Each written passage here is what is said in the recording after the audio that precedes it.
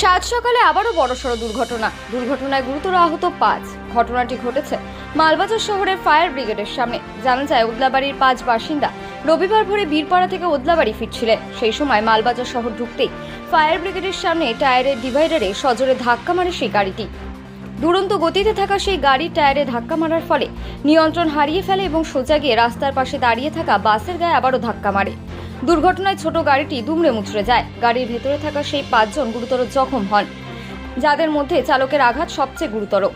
স্থানীয় বাসিন্দারা আহতদের উদ্ধার করে মালবাজার সুপার স্পেশালিটি হাসপাতালে নিয়ে আসে।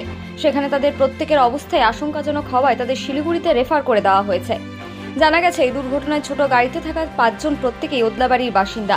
তারা হলেন তাপস দেবনাথ, বয়স 40, ফরিদুল হক, মোহাম্মদ বেলাল, বয়স 37, মোহাম্মদ আজাবুল হক, বয়স 38, মোহাম্মদ ইসলাম, বয়স 55 এবং গুরুতর জখম হওয়া তাপস দেবনাথ পেশায় একজন অ্যাম্বুলেন্স চালক। ঘটনার খবর পেয়ে সেখানে ছুটে আসেন মালবাজার থানার পুলিশ। কিভাবে এরকম বড় দুর্ঘটনা ঘটল তা খতিয়ে দেখছে মালবাজার থানার পুলিশ। যেই গাড়ি তো কিন্তু টায়ারে মারাতেই কিন্তু কিছুটা পাচ্ছে, টায়ারটা যদি না থাকতো পুরোটাই ভিতরে চলে যেত, আরো বড় সমস্যা হতো। জানা যায়নি যে কাদের হঠাৎ মানে কি হয়েছে, কেউ এক্সপায়ার হয়েছে কিনা তাও বলা যাবে না, কারণ ওখানে টোটাল 5 জন ছিল গাড়ির ভিতরে। এখন হচ্ছে হ্যাঁ, সামনে দুজনেরই মেন লাগছে, পেছনের গুলো ভালো ছিল আর কি, মোটামুটি। গাড়ি কি মানে অনেক স্পিডে ছিল? প্রচুর স্পিডে ছিল গাড়ি, প্রচুর স্পিডে, না হলে অতগুলো টায়ার এরকম লাট করা ওইটাকে ফেলে দিয়ে এইখানে গাড়ির ভিতরে ঢুকতে পারে না। এটা বোঝা যাচ্ছে 80-90 স্পিড ছিল। তাদের যারা আহত হয়েছে তাদের অবস্থা কিরকম দেখলেন?